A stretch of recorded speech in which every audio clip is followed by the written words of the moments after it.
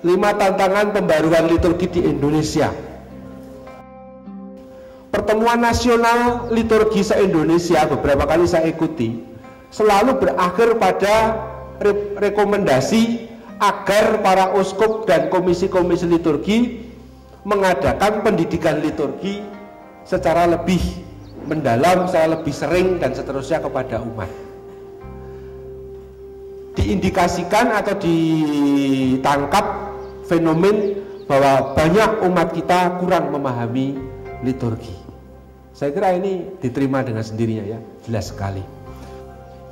Adanya bulan liturgi nasional setiap bulan Mei sejak tahun 2001 adalah usaha gereja Katolik di Indonesia untuk menggalakkan pendidikan liturgi. Saya senang terus terang mengikuti Keuskupan Surabaya yang dari Bapak Uskup Surat Gembala itu kalau nggak salah diminta supaya paroki-paroki menyampaikan katekese gitu. Saya kira ini bagus. Apalagi dalam misalnya buku panduan misa. Dalam panduan misa kan ada atau kadang-kadang. Yang kedua masalah inkulturasi liturgi.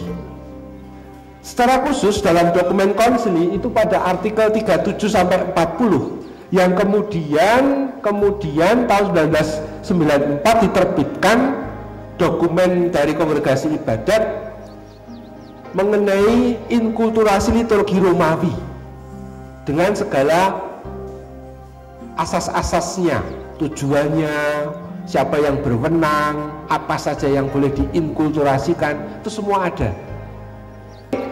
Banyak orang berpikir inkulturasi ialah kalau misa pakai pakaian, kalau Jawa sorjan blangkonan. Romo besok misa inkulturasi loh. Oh ya gimana? Pakai blangkon. Kalau Imlekan, Romo besok misa Imlekan loh. Inkulturasi ya Romo. Apa artinya inkulturasi Imlekan? Romonya pakai apa? Pakaian Cina. Inkulturasi terlalu disempitkan dalam hal pakaian daerah. Dan ini sebuah penyempitan makna inkulturasi. Saya studi mendalam tentang inkulturasi dan menyampaikan bahwa inkulturasi itu bukan soal pakaian. Kalau kita sudah misa dengan misalnya di Ganjuran ya, itu sudah inkulturatif banget. Kenapa? Gerejanya itu pakai joglo Jawa dengan ukir-ukiran yang wah, tahu enggak misalnya inkulturasi itu ada 4 tahap. Tahap pertama adalah pengambil alian atau kita misalnya misa pakai bahasa Latin tapi dengan hati Jawa. Kemudian yang kedua itu penerjemahan. Kalau kita misa bahasa Indonesia itu sudah inkulturasi saudara-saudari. Kalau kita misa dengan bahasa Jawa apalagi bahasa Latin Mandarin sudah inkulturasi, sudah masuk. Memang tahap kedua. Tahap ketiga penyesuaian, adaptasi penyesuaian. Itu misalnya macam-macam, kasula dikasih motif Flores, Jawa, batik ya. Lalu tata ruangnya, lalu kadang-kadang ada penyesuaian tari-tarian yang sesuai. Itu sudah juga inkulturasi. Tanpa mengubah ritusnya, pokok-pokok TPE-nya. Yang ketiga adalah arus globalisasi atau era digitalisasi sekularisasi.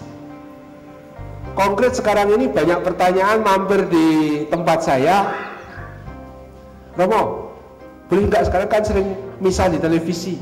Boleh nggak pas misa itu kami ikat misa betul? Yang misa paus loh Romo, pas Natalan dan Paskan itu. Nah, pas bapak kami lari ke gereja untuk menerima komuni. Boleh nggak? Jadi misa pakai TV di rumah, komuninya lari ke gereja. Saya bilang, bagus lagi nanti gini bu. Nanti lama-lama semua misa di rumah, romonya misa dari kamar pakai apa?